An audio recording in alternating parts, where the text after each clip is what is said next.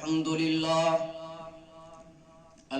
لله وحده والصلاة والسلام على من لا نبي بعده ولا كتاب بعد كتاب الله ولا دين بعد دين محمد صلى الله عليه وسلم.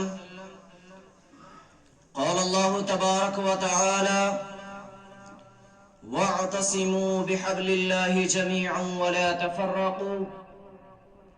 وقال الله تعالى: وأطيعوا الله ورسوله ولا تنازعوا فتفشلوا وتذهب ريحكم واصبروا إن الله مع الصابرين. وقال النبي صلى الله عليه وسلم: المسلم أخو المسلم. وقال النبي صلى الله عليه وسلم: المسلم كجسد واحد أو كما قال عليه الصلاة والسلام. جس دور پہ نازا تھی دنیا اب ہم وہ زمانہ بھول گئے. جس دور پہ نازا تھی دنیا اب ہم وہ زمانہ بھول گئے. اوروں کو جگانا یاد رہا خود ہوش میں آنا بھول گئے. منہ دیکھ لیا آئینے میں پر داغ نہ دیکھا سینے میں. منہ دیکھ لیا آئینے میں پر داغ نہ دیکھا سینے میں. دل ایسا لگایا جینے میں مرنے کو مسلمان بھول گئے. ہوتی ہے اذانیں اب بھی تو مسجد کی فضا میں اے انور. ہوتی ہے اذانیں اب بھی تو مسجد کی فضا میں اے انور.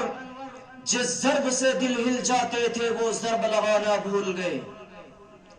قابل صد احترام معزز علماء کرام، مہمانان ذی وقار، دور دراز سے تشریف لائے ہوئے محبین اعظام اور میرے ہم سفر ساتھیوں، السلام علیکم ورحمۃ اللہ وبرکاتہ.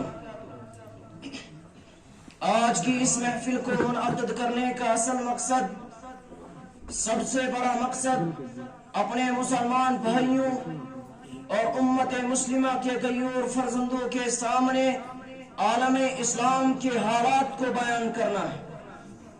انہیں بتلانا ہے کہ اس وقت پوری امت مسلمہ جن مسائل کا شکار ہے، مسلمان بچوں پر کیا بیت رہی ہے، مسلمان ماؤں اور بہنوں کے ساتھ کیا کچھ کیا جا رہا ہے، ان حالات میں ہم ان مسلمانوں کے لیے اور اسلام کی حفاظت کے لیے کیا کچھ کر سکتے ہیں.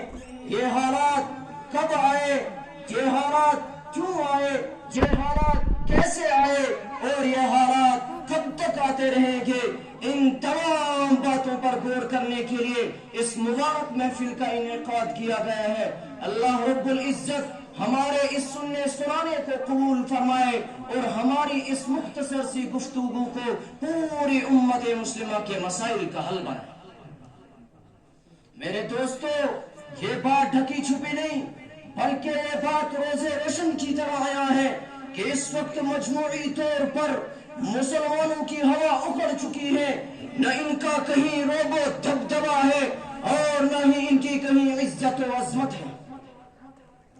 دنیا کا کوئی بھی فرد، دنیا کی کوئی بھی قوم، دنیا کا کوئی بھی گروہ، دنیا کی کوئی بھی حکومت و سلطنت مسلمانوں سے نہیں ڈرتی.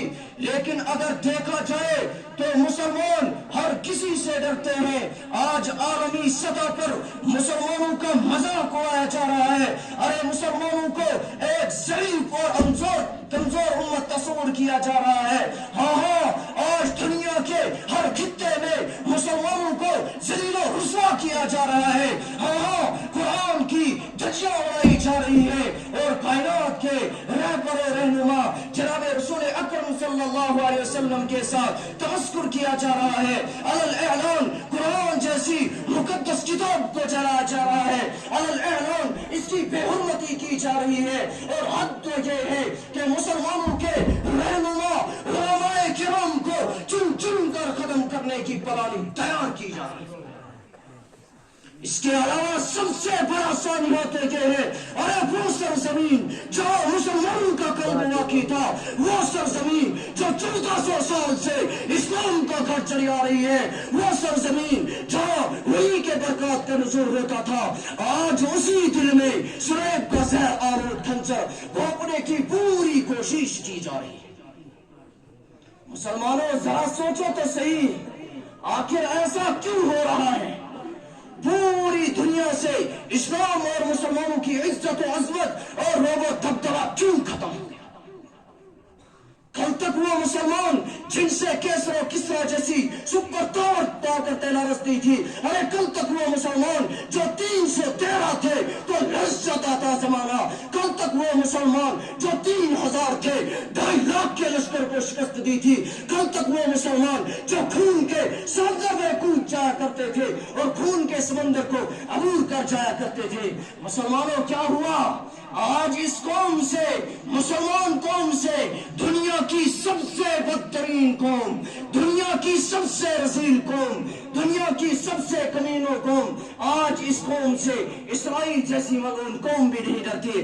ارے کل تک یہی اسرائیل حضرت عمر رضی اللہ تعالیٰ عنہ سے منتیں کر رہے تھے کہ ہمیں خیبر سے نہ نکالو، ہمیں خیبر سے نہ نکالو۔ جب عمر فاروق نے ان کو خیبر سے نکالنے کا فیصلہ کیا تو ایک بوڑھے یہودی نے آ کر کہا کہ اے عمر فاروق، آپ ہمیں خیبر سے کیوں نکال رہے ہیں؟ ارے آپ کے سامنے تو اللہ کے نبی نے کہا تھا کہ خیبر کے اندر یہودیوں کو رہنے دیا جائے، یہ مسلمانوں کو ٹیکس دے کر رہا کریں گے، یہ مسلمانوں کو اپنی زمین کے پیداوار کا کچھ حصہ دیں گے، تو آپ ہمیں خیبر سے کیوں نکال رہے ہیں؟